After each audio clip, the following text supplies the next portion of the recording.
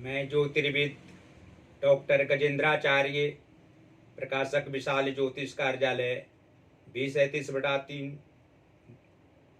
बोध गया मठ, बैजनाथा कमच्छा, वाराणसी से यूट्यूब चैनल के माध्यम से आज अपने सभी सब्सक्राइबर लोग के लिए तथा संपूर्ण देशवासियों के लिए अपनी 25 रचनाओं में से यह स्वर्णिम रचना बृहद ज्योतिष रहस्य है, जो कि 5151 पृष्ठों में शुद्ध हिंदी भाषा में 5 खंडों में विभक्त है। इस ज्योतिष महाग्रंथ बृहद ज्योतिष रहस्य के अंतर्गत आप लोगों को जन्म कुंडली के एकादश भाव में सूर्य तथा मंगल ग्रह को विराजमान रहने का फल स्पष्ट शब्दों में दर्शाने जा रहा हूँ। जन्म कुंडली का एकादश भाव, ऐसे तो कोई भी ग्रह इस भाव में अधिकांशतः शुभ ही फल प्रदान करते हैं, परंतु यहाँ पर सूर्य व मंगल का मेल जातक को अभीष्ट फल की प्राप्ति करा सकता है। सारी तमन्नाओं को पूर्ण तथा 100% लाभ व आय होना अनिवार्य हो जाता है। जातक विद्वान होते हुए भी व्यापार के क्षेत्र में मन व मस्तिष्क को लगाते हैं, जिससे संसार के सभी धन संपदाओं की प्राप्ति के साथ साथ लंबी लंबी यात्राओं का योग बनता रहता है। पापक ग्रहों के दुष्प्रभाव से यहाँ जातक को कदापि कुछ भी नहीं बिगड़ता। यहाँ मंगल सर्वदा सुखकारी व हितकारी होता है और जातक सूर्य के कारण राष्ट्र में ख्याति प्राप्त करता है। कुंडली के एकादश भाव में सूर्य तथा मंगल पूर्ण लाभकारी होते हैं। यदि लाभेश अर्थात 11वें स्थान के स्वामी गुरु बृहस्पति हों तो निरंतर लाभप्रद स्थिति में जातक रहेंगे। उपरोक्त दोनों ग्रहों के प्रभाव से बिना व्यापार में धन व्यय किए किसी सुहृद के साथ मात्र कार्य करने से व्यापार कार्य में हिस्सेदार बन सकते हैं और एक दिन करोड़पतियों में गिनती इनकी होती है। किशोरावस्था में साथ पढ़ने वाले सहपाठी मध्यावस्था प्राप्त होते ही जब जातक का निजी कारोबार में हजारों व्यक्ति को रोजगार मिलते हैं तो वे सब सहपाठी हर्षोत्साह पूर्वक इस जातक की प्रशंसा सबसे करते नहीं थकते हैं। इससे मित्र व परिजन को भी लाभ पहुंचता है और यह भी स्पष्ट शब्दों में आप लोग समझ सकते हैं कि जन्म कुंडली का एक 9वां भाव अर्थात भाग्य व धर्म भाव के स्वामी शुक्र ग्रह हों कुंडली में और धन भाव के स्वामी गुरु बृहस्पति हों तो एकादश भाव स्थित सूर्य तथा मंगल के प्रभाव से जातक भाग्यशाली व्यक्तियों की श्रेणी में आने वाले होते हैं।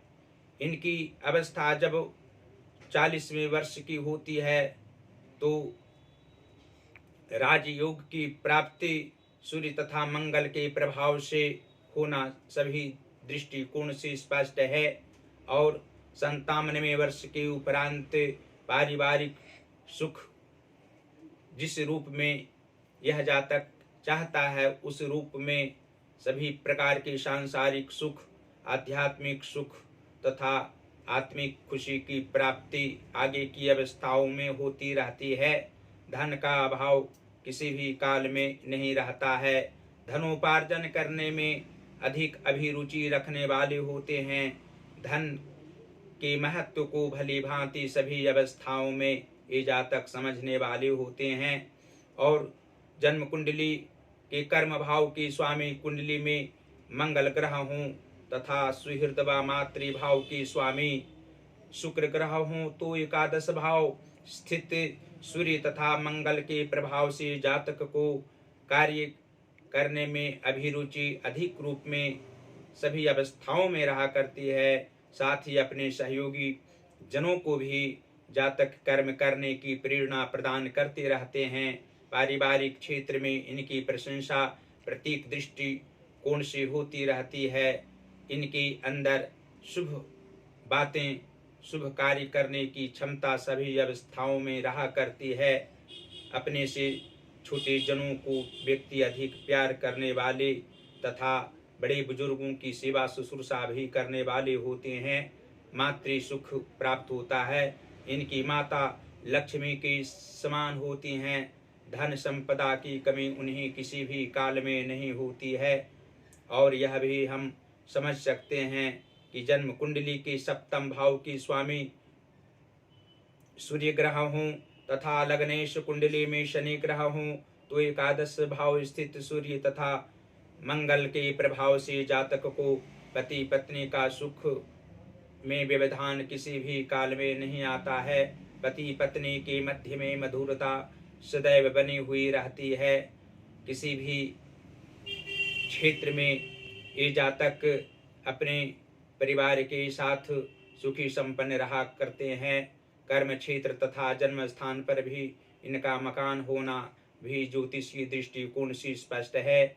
इनका शरीर लंबा चौड़ा और देखने में भी हर प्रकार से उत्तम सुंदर होना भी लाजमी है। और अंत में यह भी आप लोग समझ सकते हैं कि जन्म कुंडली की पंचम भाव के स्वामी बुध ग्रह हों तथा पराक्रम व सहज व पराक्रम भाव के स्वामी मंगल ग्रह हों तो एकादश भाव स्थित सूर्य तथा मंगल के प्रभाव से जातक संतान सुख की प्राप्ति अवश्य करते हैं। संतान सुख की अभिलाषा इनकी अवश्य ही पूर्ण होती है। जीवन के उत्तरार्ध भाग में पुत्र सुख के द्वारा बहुत खुशी इनको प्राप्त होती है। भगवान शिव की कृपा तथा हनुमान जी की भी असीम कृपा इन पर बनी हुई रहती है। पराक्रम की भावना भी अवश्य ही प्रतिकूल स्थितियों में इनमें रहा करती है। अपने भाई को भी सुख देने में आत्मिक खुशी का अनुभव प्राप्त करने वाले ये होते हैं। और छठवें भाव के स्वामी कुंडली में चंद्रमा हों तथा अष्टम भाव के स्वामी बुध हों और द्वादश भाव के स्वामी शनि ग्रह हों तो एकादश भाव स्थित सूर्य तथा मंगल के प्रभाव से जातक को आत्मिक बल अपने मित्र जनों के द्वारा प्राप्त होता है। इनकी प्रत्येक कार्य में मित्र साथ देने वाले होते हैं। अपने भाई से भी ज्यादा मित्र गण को प्यार करने वाले आत्मिक रूप से जातक होते हैं। इनकी आयु अच्छी होती है। प्रत्येक काल में प्रसन्न रहने वाले होते हैं। धन धान्य का अभाव तो किसी भी रूप में नहीं रहना तथा अपव्यय धन का होने पर भी ये जातक प्रसन्न रहने वाले होते हैं। अपनी इच्छा के अनुरूप प्रत्येक काल में हर जगह चलने वाले होते हैं। घर हो या सामाजिक क्षेत्र सभी जगह जातक हृदय से कार्य करने वाले होते हैं। प्रसन्न रहना इनका स्वाभाविक आदत होती है। और अंत में फिर आप लोगों को हम दर्शा सकते हैं कि कुंडली की उच्च भावों में अर्थात शुभ व मार्गी ग्रह उच्च भावों में बैठे हों तथा नीच भावों में पाप ग्रह बैठे हों और शुभ ग्रह भी नीच भावों में बैठे हों तो सूर्य तथा मंगल के प्रभाव से जातक को आत्मिक दुख कभी कभी अकस्मात युवावस्था में मुख्य रूप से हुआ करता है और वृद्धावस्था में भी शारीरिक कष्ट की सामना करनी पड़ती है। उसके लिए भगवान शिव की आराधना इस जातक को अवश्य करनी चाहिए। मंगलवार को हनुमान जी का दर्शन पूजन करने से अत्यधिक लाभ सांसारिक क्षेत्र में होगा। शारीरिक कष्ट हनुमान जी की अर्चना ध्यान करने से तुलसी की माला मंगलवार और शनिवार को अर्पित करने से आत्मिक सुख की प्राप्ति होगी। परिवार में आत्मबल सभी को प्राप्त होगा। इस जातक की आयु दीर्घायु भी होगी और हनुमान जी की असीम कृपा प्राप्त होगी। तो यश प्रतिष्ठा भी सामाजिक क्षेत्र में प्राप्त होना ज्योतिषीय दृष्टिकोण से स्पष्ट बात होगी। और अंत में फिर इस ज्योतिष महाग्रंथ बृहद ज्योतिष रहस्य को आप लोग को अवश्य मंगवाने के लिए कहेंगे। इसको मंगवाने से आप लोगों को सभी प्रकार के सुख प्राप्त होंगे और किसी भी प्रकार का दुख इस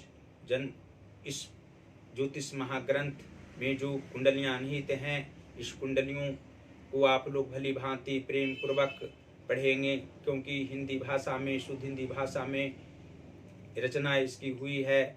आप लोग कोई भी समझ सकते हैं, बिना ज्योतिषी कोई बताए बिना भी अनुभव ज्योतिष का कर सकते हैं, कुंडली का अर्थ समझ सकते हैं, सभी भावों को समझ सकते हैं।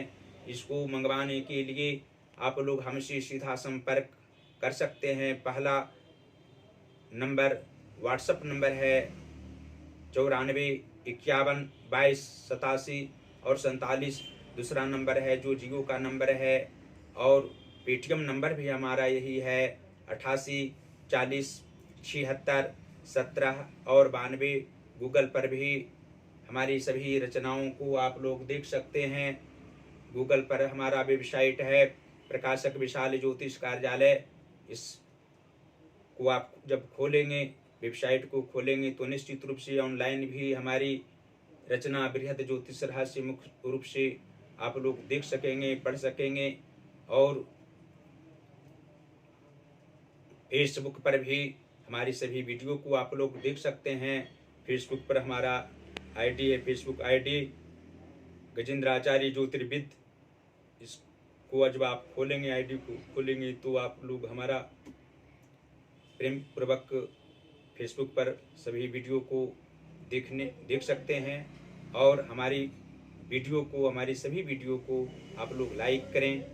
जो ज्योतिष महाज्ञान चैनल हमारा है उसको सब्सक्राइब करें, घंटे का बटन भी अवश्य दबाएं और हमारी वीडियो को शेयर भी करना कदापि न भूलें।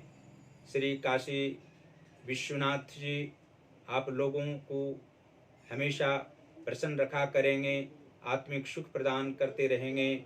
माता भगवती अन्नपूर्णा भी आप लोगों को सभी प्रकार की संपत्तियां, सुख प्रदान करने में सहायक सिद्ध होंगे।